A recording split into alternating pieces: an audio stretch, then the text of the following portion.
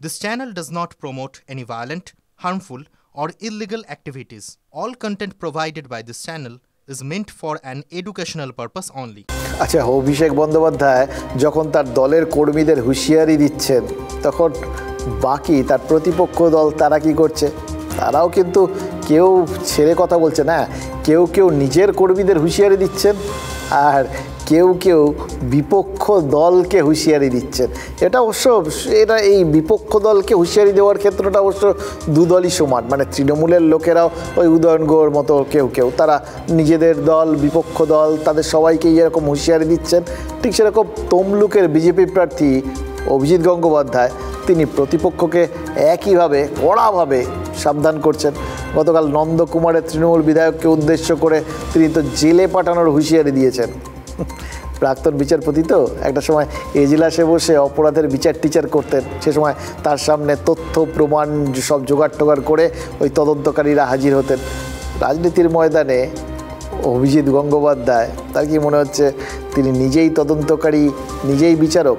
তার অভিযোগ, নন্দকুমারের তৃণমূল বিধায়ক সুকুমার দেন ওই আয়ের সঙ্গে নাকি সম্পত্তির ঠিক সামঞ্জস্য নেই, এবং এ ব্যাপারে তদন্ত হলেই নাকি বিধায়ককে জেলে যেতে হবে।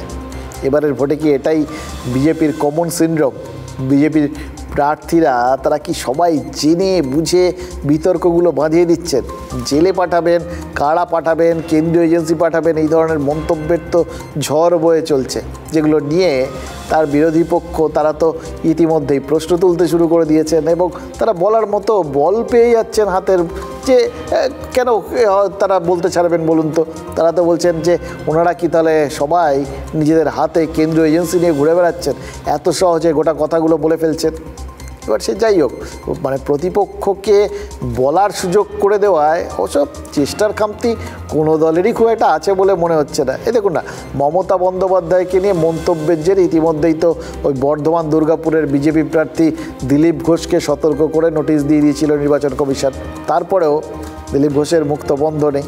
এর আগে মমতা বন্দ্যোপাধ্যায়কে আক্রমণ করতে গিয়ে বিতর্ক বাঁধিয়েছিলেন কোথাও তমলুকের বিজেপি প্রার্থীও। এবার তিনিও যেভাবে তারপরেও হুঁশিয়ারি দিয়ে চলেছেন, তাতে তো সাবধান হয়েছে বলে মনে পড়ছে না।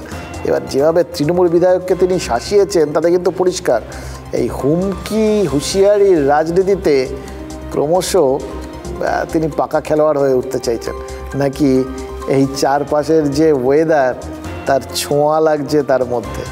এমএলএর বিরুদ্ধে কিভাবে তিনি এত সম্পত্তি করলেন, কোঅপারেটিভ তৈরি করে দুর্নীতি করলেন, সেই জিনিসটা নিয়ে তদন্ত শুরু হবে এবং তিনি হয়তো আবার তিহারে চলে যেতে পারেন। অভিজিৎ গাঙ্গুলি, যিনি বিচারপতি অবস্থায় লার্জার দ্যান লাইভ ইমেজ তৈরি করতে গিয়ে নিজেকে ভগবান প্রমাণ করতে চেয়েছিলেন, তার আসল মুখোশটা খুশে গিয়ে তিনি এখন শয়তানে পর্যবসিত হয়েছেন।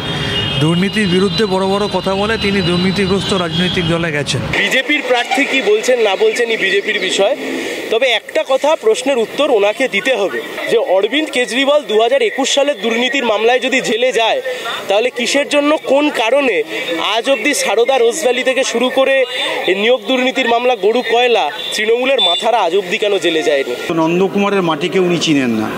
এখানে সন্ত্রাস কোনোদিন কোনো কালে হয়নি, কোনো জন্মে হয়নি, আগামী দিনও হবে না। সন্ত্রাসটা ওরা সৃষ্টি করছে। করে আমি বলিনি, কারণ ওখানকার যিনি এমএলএ তিনি শুধু দুর্নীতি নয়, তিনি সন্ত্রাস সৃষ্টির চেষ্টা করছেন।